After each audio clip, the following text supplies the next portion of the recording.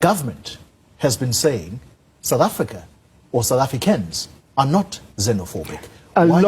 We've been seeing throughout this year, a lot of South Africans are xenophobic, and this is these are March and March. Let's be honest, it's a xenophobic hate group. You know, they have never provided any solution to any of the problems that we have in our economy: GDP growth, unemployment, poverty, inequality.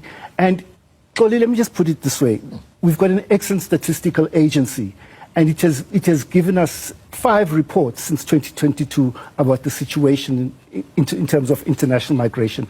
So the long and short of it is that migrants are between 4 and 5% of the population. It does not constitute a crisis. Our crisis is unemployment, poverty, and inequality. You can't scapegoat 4 to 5% of the population for all our problems. It doesn't make sense. It doesn't make sense whatsoever. Yeah. Duma, who then is responsible for communicating this to the general populace of South Africa?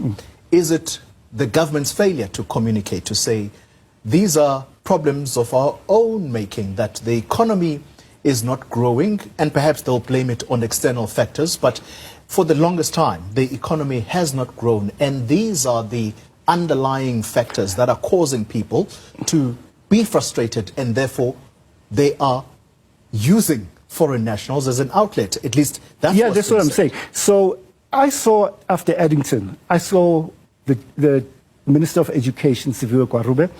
She came up with a campaign to explain to the people that only 1.8% of learners are foreign nationals. And she had a communication campaign. So for me, she will get, she shows how how to have a campaign that you're talking about. But I haven't seen it with other ministers. And Xoli, 4 to 5% of your population is not a crisis. It's not high by international standards. Libya, 12%, Ivory Coast, 9.7%, Botswana, our neighbor, 4.7%.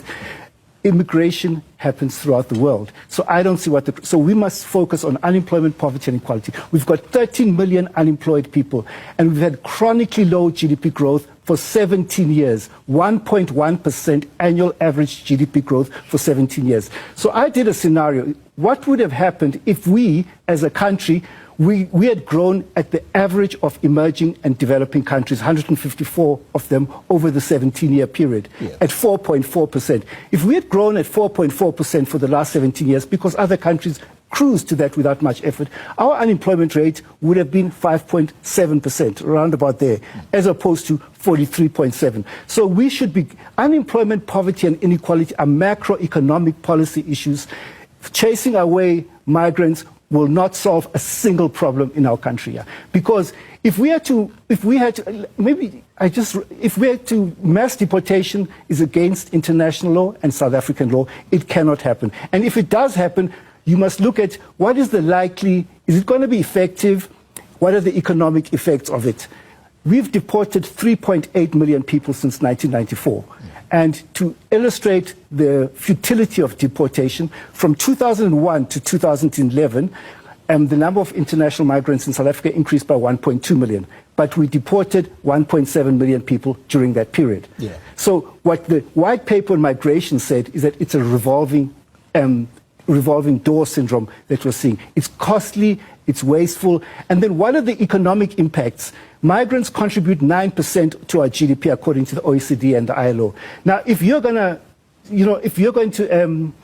Mabahambi, all go home, it's going to have a blowback, economic blowback in our region. It will cause a humanitarian crisis. Because let's remember that if you look at the numbers, the only thing that has changed over the past, since the beginning of the century, since 1994, because people from Lesotho, Malawi, and Mozambique have been with us for more than 150 years.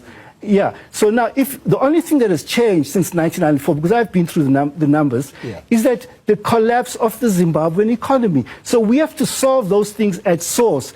Migration is a function, it's not a security issue, it's not a legal issue, it's a function of unbalanced economic development in a region. So once you start seeing it from a regional perspective, everything changes. So we must solve the problem at source in Zimbabwe, And that's what I believe, yeah.